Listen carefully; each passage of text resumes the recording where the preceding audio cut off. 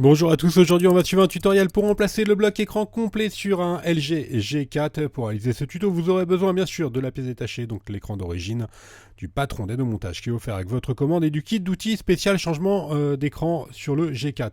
On va commencer tout de suite par la pièce détachée. Il s'agit du bloc écran complet avec le châssis, la vitre et l'écran LCD. Attention, c'est vraiment l'écran complet, c'est un produit d'origine.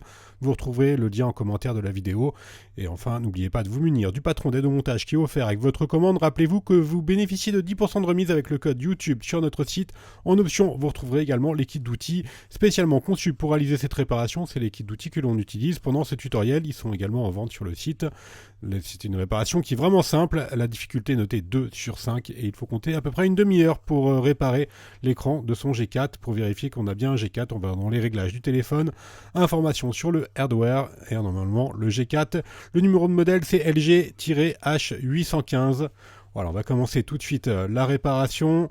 Avant toute chose, bien sûr, il faut éteindre le téléphone. Voilà, jusque-là, aucun problème. Vous allez voir, c'est une réparation qui est assez simple.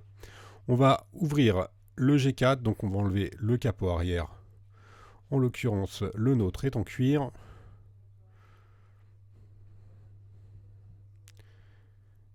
Et ensuite, on a un accès direct à la batterie que l'on enlève.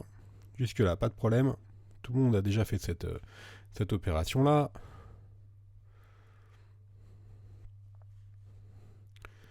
Ensuite, on enlève les cartes SIM et micro SD le cas échéant. Alors pour le tuto, nous on change vraiment le bloc complet, hein. Le bloc d'origine, c'est pas juste pour un changement de vitre seul. On retire les 11 vis apparentes cruciformes. Comme je vous le disais, donc c'est le bloc complet, c'est un produit d'origine, c'est pas la vitre et le LCD seul, hein. Ça comprend le châssis.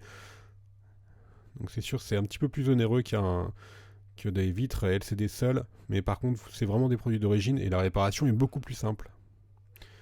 A l'aide du levier en nylon, on va déclipser le cache arrière. Nous on vend que des blocs complets hein, sur le G4. Quand je parle bloc complet, c'est avec le châssis prémonté. Donc on déclipse avec le levier le cache. Et on a un accès direct à la carte mère. Donc le but, ça va être de retirer la carte mère pour le mettre sur le nouveau châssis. Donc on va simplement déconnecter la nappe du bloc écran qui est juste en dessous de la batterie qu'on a enlevé précédemment. Ensuite, on va déconnecter les différentes caméras. La caméra arrière. La caméra avant.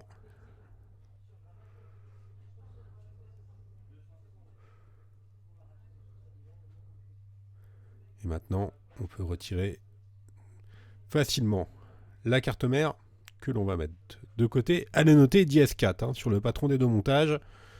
On va récupérer 5 pièces pour remettre sur notre châssis. Vous voyez, donc il y a notre châssis qui est à droite et l'ancien qui est à gauche. Le nouveau à droite et l'ancien à gauche. Donc on va récupérer ces éléments qu'on a notifiés en rouge. Alors on va commencer par la prise de jack qui est notée DS5. Alors qu'on appelle, tout à l'heure je vous disais qu'il était prémonté sur le châssis. Le châssis en fait c'est toute la partie grise hein, que vous voyez. On va faire de même pour la caméra avant.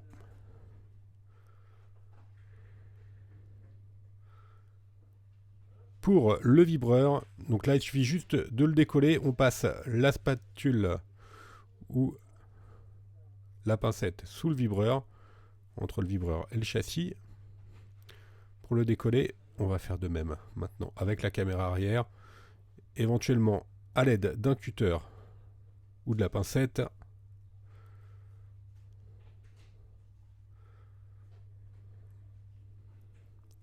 Là on retire la caméra arrière. Il nous reste à enlever l'écouteur de l'oreille, donc on va le décoller également avec la pincette.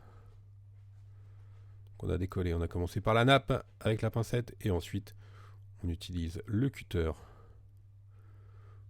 ou la pincette pour enlever l'écouteur de l'oreille. Voilà, on a récupéré tous les éléments que l'on devait récupérer sur notre ancien châssis. On n'a plus qu'à passer à la partie remontage. On enlève les protections. Là, il y avait une protection en fait, c'est un additif hein, en dessous. pour replacer la prise de jack.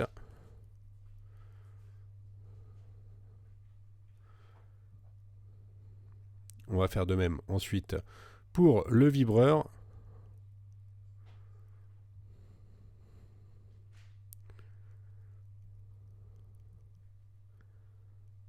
On repositionne le vibreur qui est noté dièse 5. Vous ne pouvez pas vous tromper, hein, son emplacement est matérialisé sur le châssis.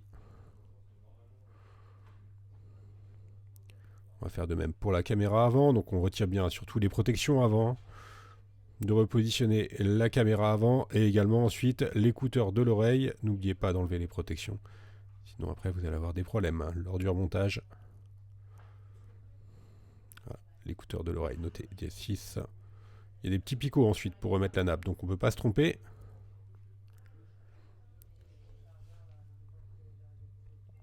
La caméra arrière. Et après on n'a plus qu'à remettre la carte mère. Vous avez vu, c'est vraiment très simple hein, comme réparation. Il n'y a pas de collage, pas de décollage à faire d'écran, etc. Attention, hein, je vous le répète, hein, c'est un écran complet avec le châssis. Ce qu'on retrouve sur eBay et sur d'autres sites, en général, ce sont des copies. Et il n'y a pas de châssis qui est incorporé. Donc là, c'est une réparation qui est complètement différente. Et ce ne sont pas des produits d'origine. Donc là, c'est uniquement une réparation sur un écran complet d'origine avec le châssis. On a remis notre carte mère en faisant attention à remettre bien toutes les nappes au-dessus de la carte mère pour pouvoir les reclipser ensuite. Donc on a reclipsé la caméra avant, on est en train de reclipser la caméra arrière. Maintenant on va reclipser l'écran.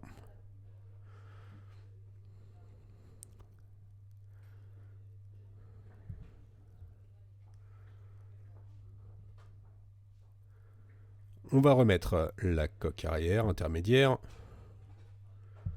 que l'on va reclipser avant de la revisser.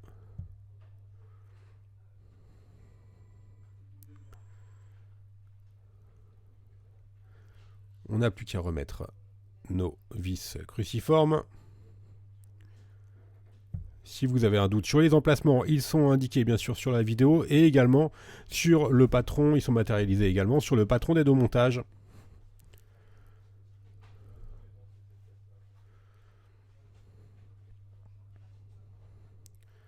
Donc là on accélère un petit peu la vidéo hein, parce qu'il n'y a vraiment rien de compliqué dans cette réparation.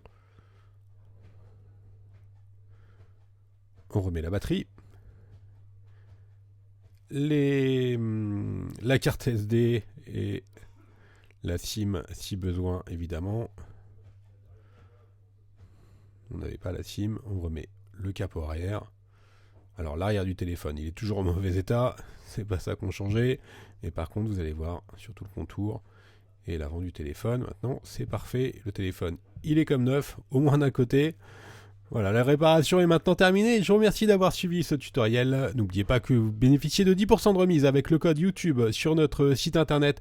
On reste également joignable par mail, par chat ou encore par téléphone. Merci à tous d'avoir suivi ce tuto et à bientôt pour de nouvelles vidéos.